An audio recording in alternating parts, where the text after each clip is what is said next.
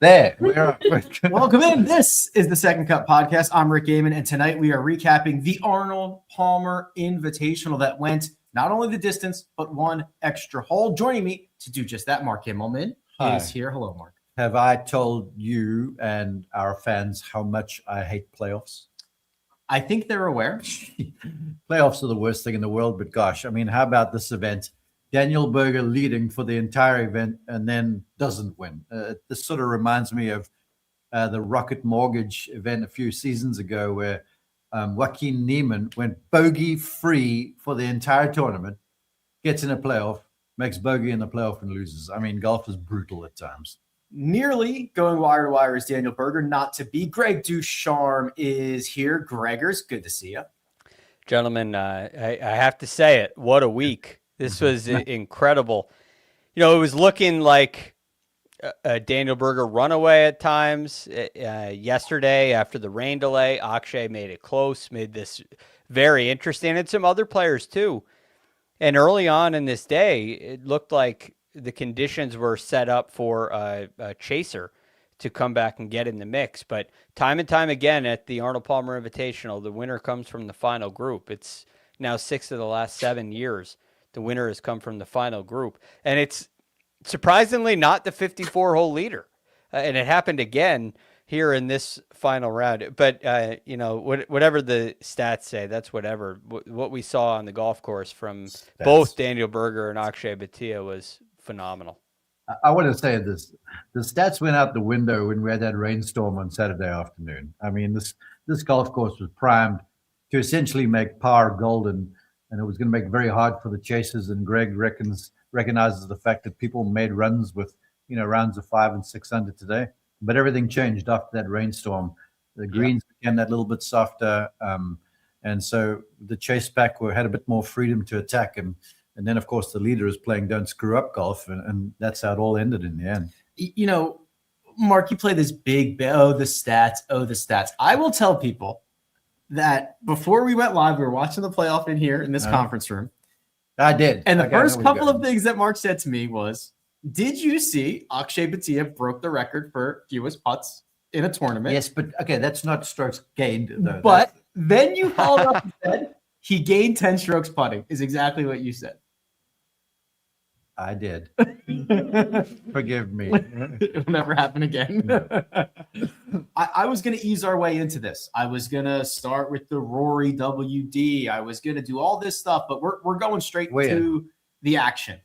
Daniel Berger, Akshay Bhatia, it comes down to those two. Remember, they had to finish their third round this morning, and there was a 2-shot swing this morning on the 18th hole. That is Akshay Bhatia making birdie on 18, Daniel Berger making bogey, but they flipped that right around again to open up their fourth round. Boog made a birdie on number 1. Akshay made a pretty sloppy bogey, and that 2-shot swing that they had at the end of round 3, right back in the beginning of round 4. But let's revisit that birdie early this morning at like 8:10 a.m. Well, no, pardon me, 8:30 a.m. For the folks who didn't see it, Akshay hits a putt from like 20 feet that goes and nestles on the edge of the hole. And everyone's looking around, and he walks up there and he takes a peek at it, and he's looking down, and all of a sudden, the ball topples into the hole. And he's like, oh, there we are. And that's micro revolution at the very last second before he's about to tap in. Turns out that was the difference essentially in the tournament. But you're right. There were these ebbs and flows and stuff. But it was crazy this morning how that lead was cut into, and what was a big lead beginning Saturday turned into just one going to Sunday afternoon. And after that, it was a sloppy start, Greg, for Akshay. He went out in 2 over par. Berger went out in 2 under. It kind of felt like the ship had been righted and everything was going to be fine. Berger had this multiple shot lead. He's ready to go wire to wire. It felt like he had a stern control on this match. You know, I'm not sure it was a match. I guess a match play situation did break out at one point because of Berger's play. But Akshay draws the bad lie at number 1 and hits the cart path with the second shot. And it's like, okay, this is the penalty for all the fairways that you've missed throughout the week. This is the penalty for all the poor driving. You get in a spot where you just cannot get it up and down. He still made like a 6-footer for bogey at number 1, and then hits it in the water at number 6. Misses a short one at 9, and at that point, I'm thinking, okay, this is finally catching up to him. You know, it has been such a magical performance on and around the greens all week long, and these things typically have a very short shelf life. You know, they have a tendency of falling off a little bit. And that was the time when he missed that short putt at 9. That's when I really thought it was, Akshay's chances were down the tubes. And boy, did everything change on the back 9 because, the putter just decided to reignite. Akshay birdies 10, birdies 11, birdies 12, birdies 13, and hits the shot of his life on 16. I'm not sure if that's what he was trying to do. Nearly dunks it for an albatross on the par 5. He would make the eagle there, and the whole time he is chipping away at this lead. I think the biggest birdie of the bunch, look, they were all important because he had just bogeyed 9, remember? And when he turned, he was over par. And it seemed at that stage, to your point, that Daniel had sort of reestablished command of the event because no one was really making a move outside of Akshay at that stage. And then the birdie on 13 was crucial because Berger is in the fairway, right center. There's a front hole location, water and rocks short of that and right of that. And he tugs one into the left greenside bunker and plugs it, sort of a fried egg lie, to a place we had to play away from the green, essentially.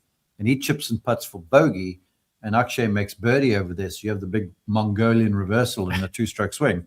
So that was a big one there, and that sort of kept him in it. But then he makes the bogey on 15. But that eagle on 16, that was insanity. When I saw that ball hit the ground, where it landed, because where the hole was cut, anything left of that is off the green. We had the feature group. We had Ricky Fowler and Victor Hovland in the right greenside bunker.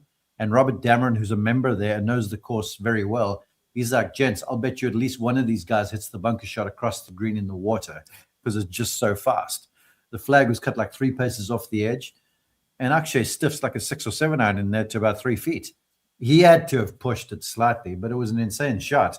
And it was a very timely eagle because that sort of put him in position to be able to par out and get himself some extra golf. That's right. Pars on 17 and 18. Daniel Berger, Greg, makes a bogey on 17. And really, this could have been done in regulation. Akshay gets away with his approach on 18, barely carries the penalty area. He's able to get up and down from there. Berger has to make that, I don't know what it was on the shot length. It was like 13 feet. Okay, 13 feet. That putt that we've seen so often. Everybody knows what it does. Tiger's made one on a similar line seemingly every year of his career. He's got to make that to get into a playoff. He lips it in, uses all of the hole to get it down. And I thought that might have been him kind of regaining some of the momentum. Yes, you saw a big fist pump from him. He was clearly very excited. And when you think about what's so important on 18, it's getting the ball in the fairway. A very, very small green of regulation chance when you miss the fairway, really on either side, specifically the right side, where Berger missed it in regulation. That's why he had to make a 13-footer for par. Because when you miss that fairway by even a yard, it becomes so difficult to hit the green. I think there were multiple days where only one player hit the green from the right rough, and I think there was a couple days where only 2 players hit the green from the left rough. So it becomes extremely challenging when you miss that fairway. And now you're going into a playoff, and you're thinking, all right, well, Akshay Bhatia, I don't know if he's hit a single fairway all week. Aside from 18 in regulation, and Daniel Berger's been driving the ball great all week long. So and has the most controlled fairway finder imaginable. Yet there was one concern I had heading into this final round for Daniel Berger. He also missed the fairway to the right this morning on 18. So 3 missed fairways on 18. And when you go to that really low flighted driver, it's great when it's rolling down the middle of the fairway. But if it lands in the rough, you end up not only in the rough, but very far back. And the tee shot he hit in the playoff to the left only carried 241 yards. He had outside of 200 yards into that green. And it just becomes a daunting challenge. Some guys are able to, Akshay hit 9-iron in there in regulation, and Berger's got like 211 from the rough. So that's the yin and yang. That's why you don't see everybody hitting low stinger cuts off the tee, because there is a downside to it, and it came to life at the worst time for Daniel Berger.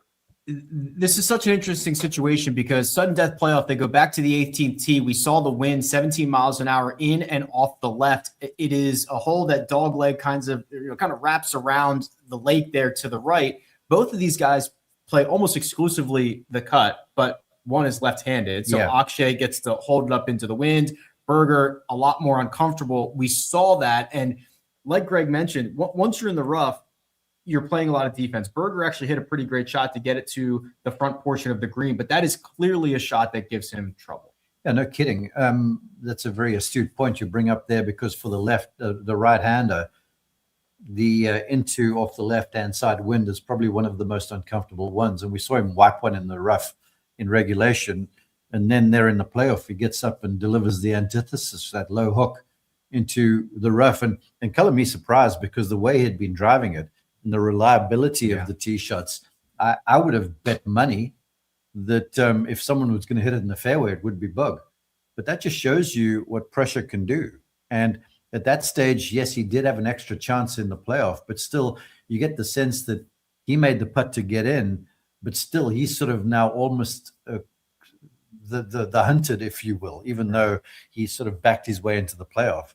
So it was unfortunate. It's a very, very difficult driving hole. It always delivers a result. That's why there are so few playoffs over there. And in the end, I still am somewhat shocked that he did miss it in the left rough.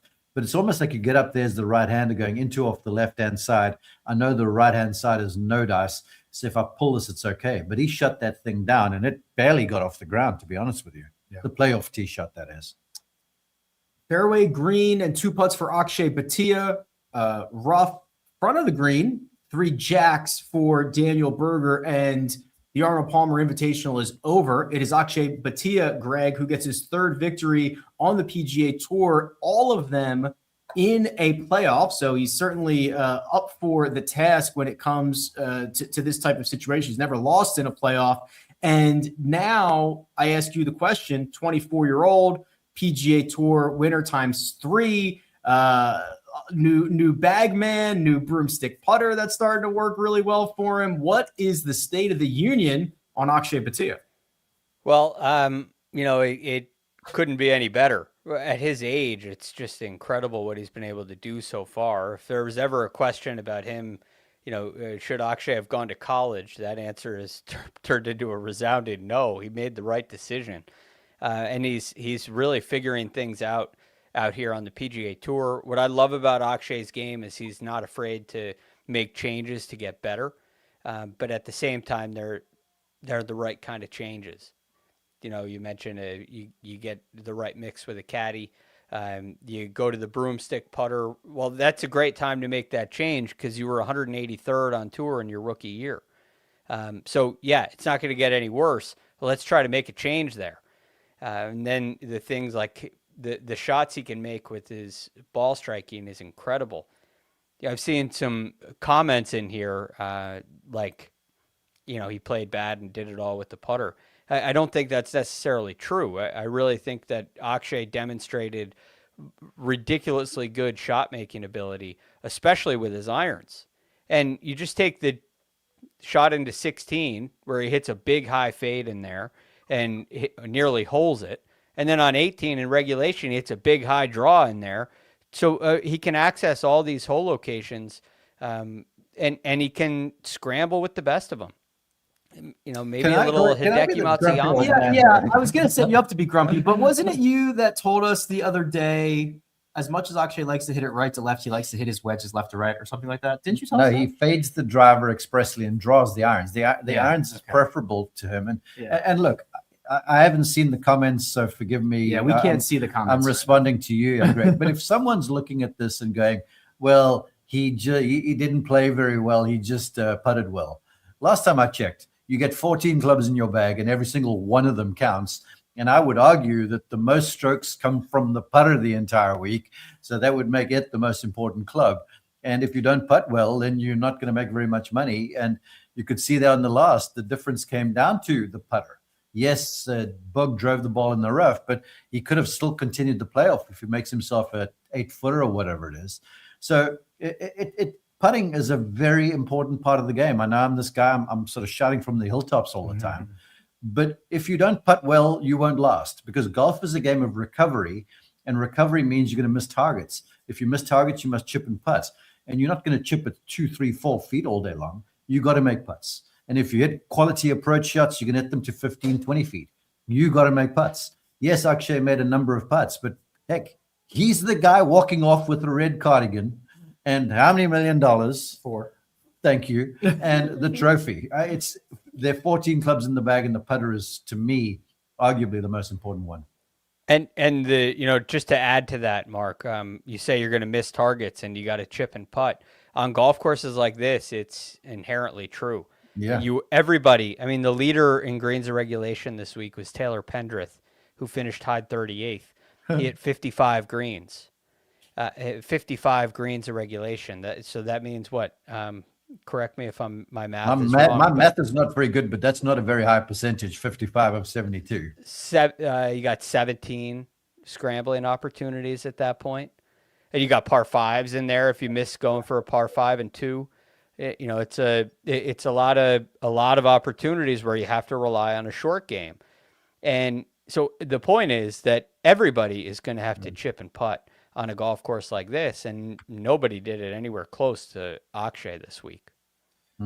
Akshay Bhatia now second in the FedEx Cup standings. He's got $4 million more in his bank account. He is certainly going to be part of the conversation when we get to the President's Cup later this year. Yes. I need to say this. Sorry, I'm interrupting your flow. That's okay. But I had a moment of inspiration. For you folks who tune in here to get betting advice, this one over here, bet on Akshay Bhatia to win. Yeah. And they're buying dinner tonight. We are. But when Rick speaks, you should be listening. I will admit, I did, when the playoffs started, I did a little hedge on Daniel Berger, but we will still be buying dinner tonight. No worries. Listen to Rick. No worries. You can go. About that. Let's talk Daniel Berger. Was ready to go wire, was winning this golf tournament for basically every moment until the very last putt drops. Yeah. You also came in here and said, how sick is golf? Isn't this I mean, just the emotions that he is probably feeling right now. I hate golf. Golf is a bitch. It truly is. And you can cut that. No, for real. To play that well for 70 holes, and then you have that soft bogey on 17, the 71st hole with 3 putts, where he had a pretty weak second putt, to be honest with you. And then to hit a bad tee shot, which happens to anybody. But the reality of it all is that pressure is telling. And I don't care how good you are, pressure exposes. And in the end, Akshay was up to it, and Daniel sadly wasn't. Now, you could look at this and go, well, Akshay is he's won here more recently, so he's been under the cosh a little bit more recently. But Daniel's been a top 10 player and a really good match player and such, and he's got some dog in him. So I was somewhat surprised. And right now, he is, I would think, inconsolable, because it was his to lose, essentially, and he did. But I have to think that once the dust settles and he gets to Ponte Vedra, and everyone on the driving range goes, man, hard luck, Bug, and he gets over that sort of stuff, he'll be back, because he was driving it great. He was hitting some quality iron shots. The putter was sort of spotty to me, but you can iron that out pretty quickly. So I think the sun is the horizon is sunshiny for Daniel, but right now it's a pretty morbid place to be around him. Of that, I'm certain. It was interesting, Greg, because I got off there early. I got off there at 4:00 local. So I basically was just a fan the final 9 holes. And I kept saying to Armina as we were watching this, I kept saying, Berger's not blinking. He hasn't blinked yet. He has not done anything to make me think he's coming back to this field. And it was just that kind of slow chip away. And then you look up and somebody else has their hands on the trophy. Quickly, Greg, Yes. if this is 54 holes, Berger wins, right? Yes. That's why. Not by much, but he does. But that's why 72 holes means something. Yeah, absolutely. I couldn't agree more. And look at what happened on this back nine today. First of all, Rick, to your point, the front nine was very well played. The only bogey was at number 2, incredibly difficult hole. They had a stat on the broadcast, like 13% of the field hit the green on number 2 today. It was extremely difficult. When I saw it was at 11%. It was insane. Yeah, that might have been it. So very difficult hole. He made a bogey there. Hit a great shot into number 9. That approach shot landed so soft to a front right hole location. It was phenomenal. And then makes birdie at 12. But, the killer is 13. And this is where he plugs it into the long left bunker. He's got 123 from the fairway. And he hits it 142 fried egg in the left bunker. And I couldn't help but think that what happened in the third round affected him. Because in the third round, he landed it on the green just right, just probably 15 feet right of where he was looking, and it spun down to the right, nearly into the penalty area. Just stayed up, and he wasn't able to get up and down, made bogey there. And so all of a sudden, instead of the short right, where there's water, you can't do that, and you tug one left. I thought it was the only bad shot that he hit all day, at least up until 18. I thought the shot he hit into 17 was a great shot. It gets through, and that putt gets very difficult to judge out of the short grass. So really just one mistake ends up costing you with the one-shot lead. Typically that doesn't happen because Akshay made 4 or 5 mistakes, but he just hit more great shots. So really, really tough pill to swallow for Daniel Berger, who probably feels like he did everything he needed to do. I highlight the mistake at 13, but what else did he do wrong? Maybe yesterday after the rain delay, he didn't take advantage when everybody else did. He played even par in from there, and you saw a lot of guys making 4 birdies in a row, 3 birdies in a row, going on nice birdie streaks. He wasn't able to do any of that. I wonder if that rain delay, kind of his mindset is I'm playing with the lead, pars are great. And all of a sudden it flips, and now you got to make some birdies, and he didn't. But more than anything, it just highlights how fine the margins are out here. Mattia Berger, 15 under par. They were 3 shots clear of everybody else. I'll give you a couple more notables at the top. Ludwig Åberg, 12 under par, 5 under today alone. He turns in 33 mark and then added birdies on 10 and 12. He was the one applying really a lot of the upward pressure from that chase pack that was outside of the final group. He's going to fall short, but a lot of good takeaways for somebody that we've questioned consistency and health and all that fun stuff.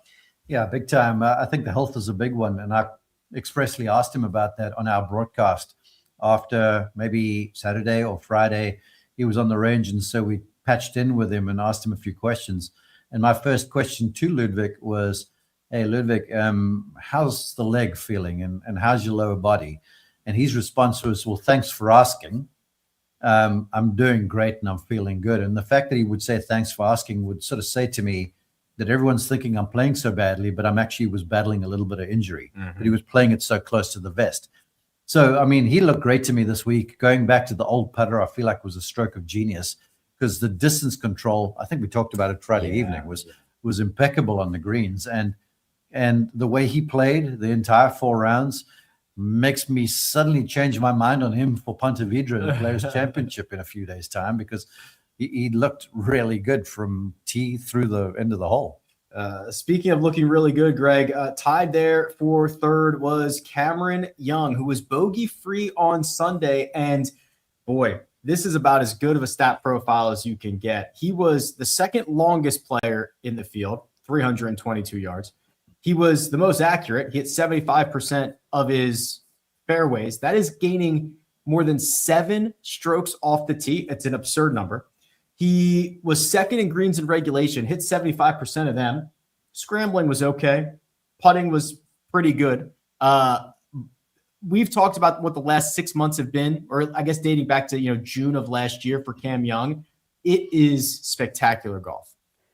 Yes, absolutely spectacular golf. Maybe struggled a little bit at Pebble Beach, but you look at that golf course, it's a lot of shorter wedge approaches. I think that's still an area of his game he can improve on because he has driven the ball just beautifully. You just mentioned it. It's phenomenal driving. To lead the field in driving accuracy and also in the all drives category, he was third. So, no matter what club he hit off the tee, he was third in that category for distance and leads the field in accuracy. You just don't see that. But what happens when you drive it that way is you give yourself a lot of wedge shots into greens. And I do think that he has an opportunity to tighten that up a little bit. He's also a great putter. I look at that putting stroke and I would not change a thing. It is textbook. So I love what I'm seeing out of Cam Young in every way. Probably left a few out there, a couple opportunities today where this 69 could have turned into a 67 or so. But I think that's true for just about everybody in the field. So I'm very happy with Cam Young. It's one of the reasons why I endorsed him earlier in the week. I thought this was a great spot for him. Ludwig too, and they certainly delivered. I'll say this about Cam. Must never shave the beard again. Cam without the beard is not good. Cam with the beard is really good. Keep the beard, Cam. The beard just looks better too. Yeah, big time. Bogey on the last for Colin Morikawa, which dropped him out of dropped him out of that 3-way tie for third. He ends up finishing solo 5th. Greg mentioned the word opportunity. That's what it felt like a lot for Colin Morikawa today. Hit a lot of approaches to 12 to 20 feet. Only made a few. Beautiful eagle that he made at 16, but it was a little too late. As long as he's saving his best for the Players' Championship, for the one and done league. Wait, then I'm good. So you already? How are you going to play Ludwig and Colin next week? I don't know. I'm in trouble.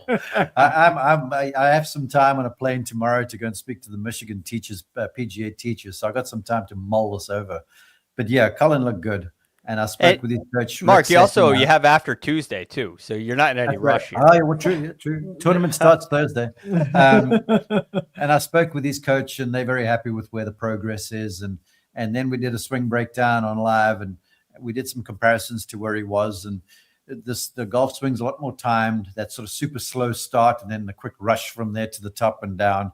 That's gone. The lines are way better, and it looks like he's in a place to deliver that fade more consistently. So, yeah, I'm buying if Colin Morikawa was a stock. 840K is what it ended up being, Greg, for me in the one and done. Don't look at the totals yet. Mark has never looked at an outline in his life. Is trying to cheat his way into the outline. Don't you? Mina never sends me the outline. Yes, she does. I'm certain. Listen, I'm happy with the way that I handicapped this. I told you this time last week, I'm playing Colin Morikawa everywhere next week. I think he's setting up really great. I got exactly what I wanted out of him. I obviously would have preferred solo third or solo second or whatever it would have been. But this was, he played great this week. He did play great this week. You're seeing a phenomenal driver of the ball, drive the ball in the fairway. You're seeing a great iron player continue to give himself great looks. And you're seeing a putting stroke that looks a whole lot better.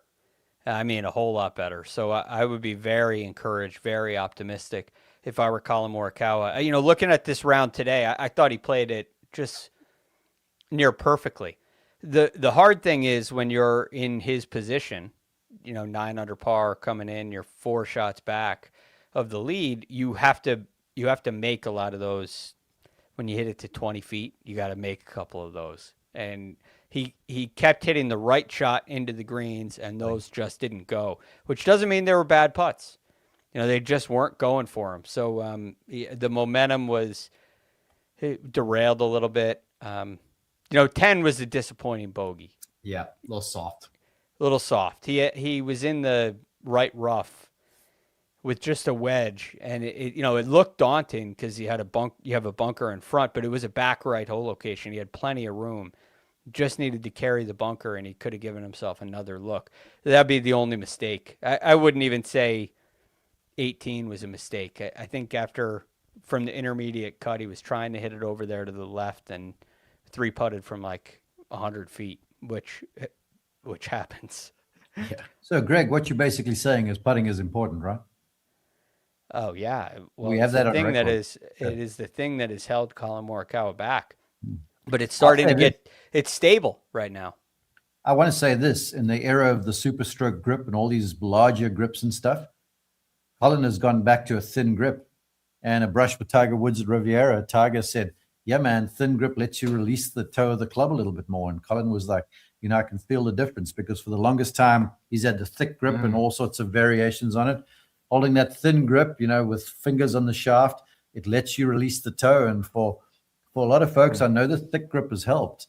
But if you're struggling with your putting, people, put a thin grip on your putter and see how much you can feel the putter head more. The head will swing heavier, which will let it swing. And then that token shot a la Tiger Woods. And last time I checked, he made putts when it meant something.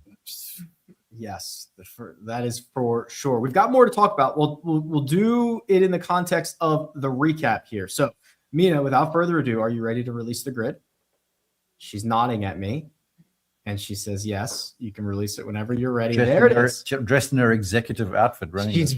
She looks like she's the boss around here. All right, so very good week. The matchups were led by Greg, who did the thing where he picks the winner over one other golfer and gets like the least amount of value out of him. But congratulations, Greg. Akshay Bhatia over JJ Spawn, easy winner. Yeah, I got Akshay. My action on Akshay was at -110. You could have done a lot better. I'll leave it at that. But he did beat JJ Spawn, which I knew was going to happen. I knew it. Kurt Kitayama did not beat Ludwig, and Nico Echeverria did not beat Keith Mitchell. You know what? After 9 holes, I thought Echeverria was going to win the entire tournament, because he was like 6 under. He went out in 30. Yeah, he was like Jekyll and Hyde. So, and Keith Mitchell, how about that round of golf he put together today? Kashmir. What did he shoot? He was like 5 under. I think he shot 69. Is what he finished with. Couple late bogeys, but very good round.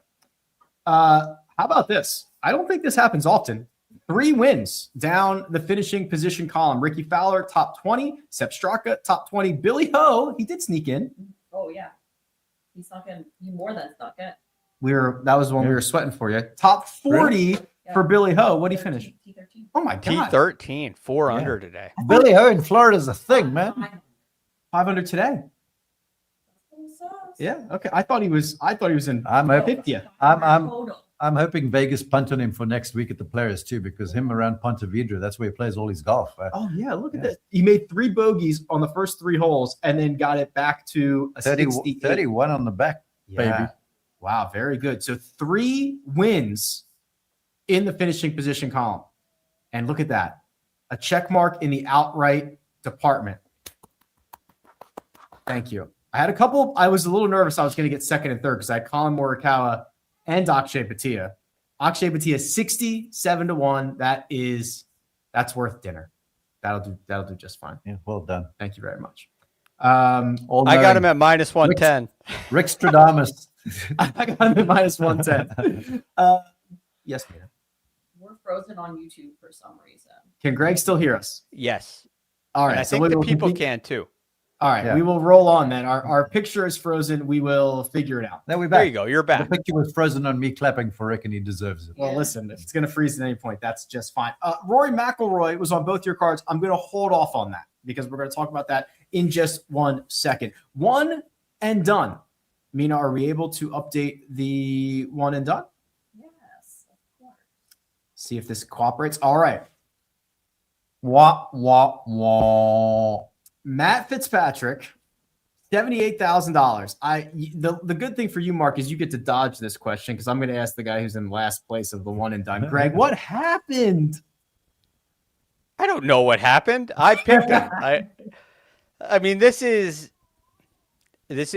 wrong. There's got to be an error. I need a recount. The guy was absolutely striping it. coming into this week, he lost 5 shots approaching the green. 5 shots. Just remarkable. He did putt well, which was part of the reason why I was going to take him. Gained 2.5 shots putting. He always does that at Bay Hill. So he knows these greens, but for some reason, he couldn't hit his second shot onto the greens. So that was never hit more than 13 greens. Hit 9 greens in round 2, 10 in round 3. And then in this round today, he gets off to a pretty good start. He's 2 under early, 2 under through 5. He's at 4 under total. I'm thinking we got a chance at a top 10 here. And then shoots 40 on the back 9. 40. With all 5 bogeys and a birdie. I have no words other than all the words I just said. Scotty got Mina $157,000. Would you like to make a statement? She's shaking her head no. I'll make a statement for you. It flew like a lead balloon, that one. That was bad. Scotty was surprisingly inconsistent. He looks more out of balance and out of sync than usual. Yeah, and the golf swing's a bit murky right now. Super whiny. It was like almost acting a little Jordan-esque at times when he's like, how can the ball bounce that way? I'm like, well, it bounces down hills. That's normally what it tends to want to do. And so it was unlike Scotty, but you know what? The one thing about Scotty Scheffler is you can't keep him down very long. So I'm still, because he was my plan for one and done for next week at the Players, and I'm still not convinced. So, I might be picking on Thursday morning at 6:58. That is the third selection that you've made for next week. Ludwig, Colin. I'm keeping the fans confused. Scotty Scheffler, all in play for Mark next week. I'll say one more thing on Scotty. Please. All right. He, in this final round, he lost 1.4 strokes approaching the green, but he was first in proximity to the hole. Okay, the second shot into 18 into the water really cost him. So objects in the mirror may be closer than they appear. I'll just say that. Oh, well, okay. Colin Morikawa, $840,000. Not 7 figures. Close. I think I'll probably take it, but I had my sights set on. Well, now you know I felt after Shane Lowry last week. Oh, yeah. Okay. And Hideki Matsuyama at Phoenix. That was even worse. Yeah, it's twice. Oh, spare me. Overall, look at Greg. Whoa. The overall standings are very tight. Jeez, Mina. Mark, 2.717, and I have to go that deep because Mina's at 2.702. So that is a $15,000 difference between Mark and Mina at the top.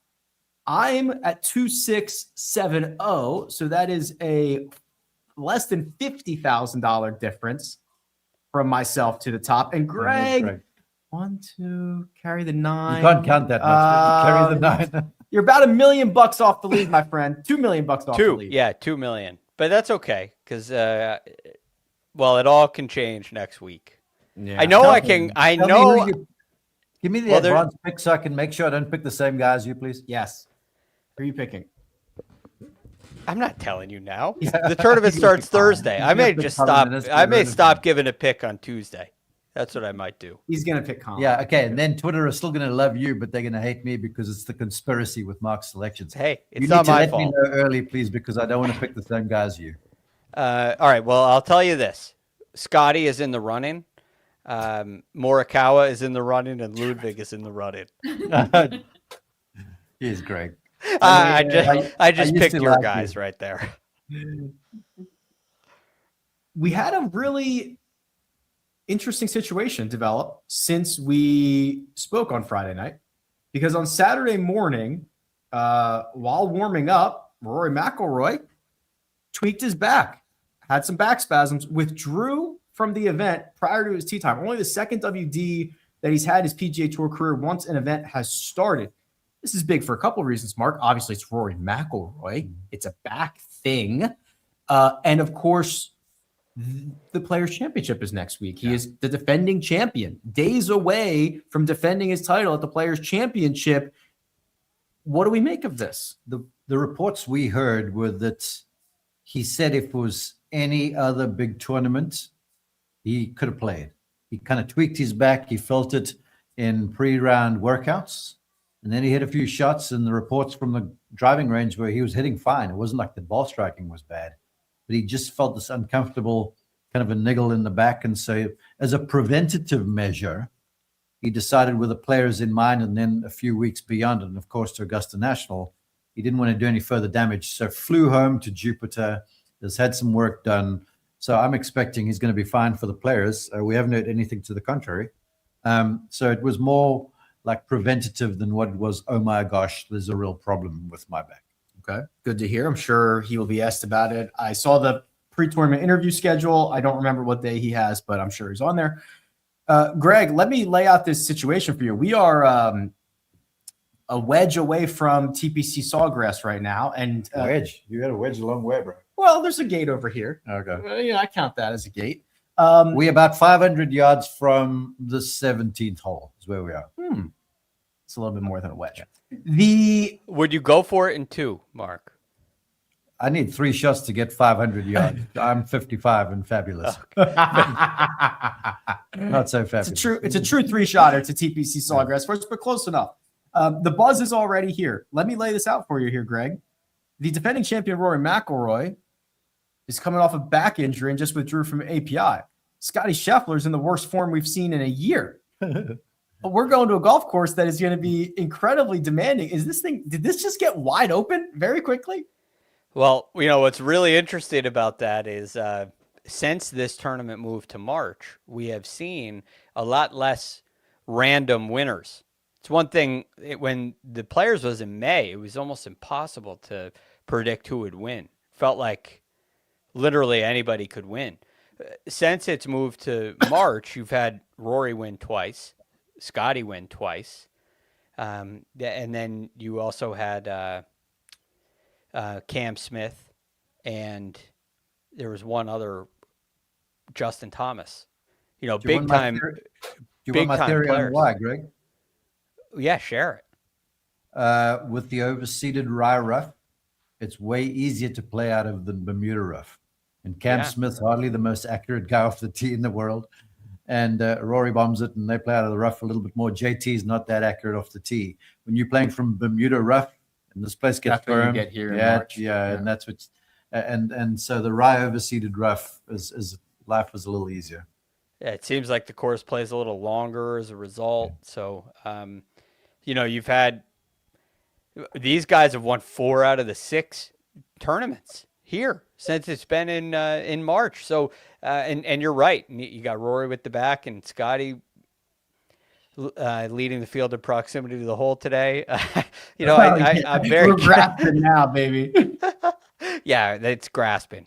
It's very much grasping. So it definitely opens it up. But I will say there are a lot of big-time players who are playing very well who would fit into not the Scotty and Rory mold, but they would fit into, big-name players knocking off a big win. Just look at this leaderboard today. You got Ludwig and Morikawa and Cam Young, and I could see any of those players winning next week. All right, I'll ask you guys this. I'm going to go out there tomorrow. I'm going to walk it. I'm going to see what's going on. I'm going to take it all in. I've been out there, but it's been a couple of years, and I haven't done a proper recon session. What should I look for? What should I do? I think the first thing you should do is go to merchandising before everyone else gets there. I'm scared that I'm going to spend all my Akshay money in merchandising. The stuff I went to merchandising yesterday. The stuff is sweet.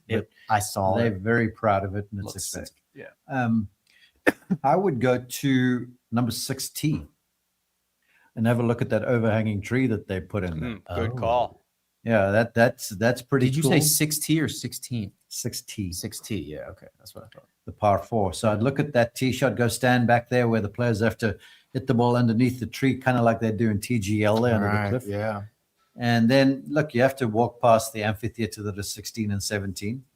And then, go and look at some of the pot bunkers like you get on the right side of 9. I mean, I did a hit last year. A colleague of mine actually sent me the picture this morning where I was straddling this pot bunker to show you how small it was. and I managed to, on live TV, straddle down there and not break myself getting back up and over it when I exited my position. That's because you're 55 and fabulous. For 54. So I'd go check out the putt bunkers and stuff. They're fun to see. All right, You know, Gregory, I'd add one other thing. Yeah, please. That would be the right side of 14. The moguls on the right side of 14 are intense. They're brutal, and they got worse after Yeah. they were redone. Yeah. Yes. So I think that, look, a Florida golf course, it's not like Augusta. You go to the Masters and you can't believe any view, you're shocked because it looks nothing like TV because there's so much more elevation than it seems like on TV. Florida's not that way. Like Sawgrass looks very much like it looks on TV. But I think the pot bunkers, like Mark mentioned, 16 and 17, obviously you have to see, and some of the moguling, which right of 9, there's some pretty intense moguls too. But 14 is the one that stands out to me.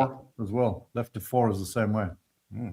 I'll get my walking shoes. I'll be ready to rock and roll. Yeah, walk them all. Last thing. Any final thoughts? We put a bow on API. We're looking forward to the Players Championship. Big 2-week stretch. Anything else? Golf is great.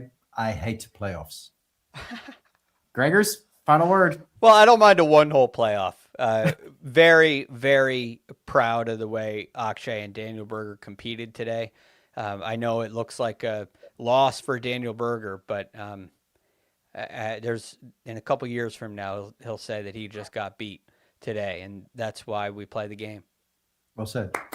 That's why we play the game. All right, we will be back Tuesday for the Mega Preview Pod. It will probably be, I guess we should have discussed this before I talk about it on air, but it'll probably be a little bit later because we're going to let you get back from your flights, from Michigan, yeah. Right, so that we can do a proper job. So it might be a little bit later in the afternoon/evening, but Armina will make a room and you'll see the time scheduled. But we'll be here Tuesday. Big thanks to producer Mina. She does all the hard work behind the scenes. Greg DuCharme, Mark Immelman, I'm Rick Gehman. This is The Second Cut.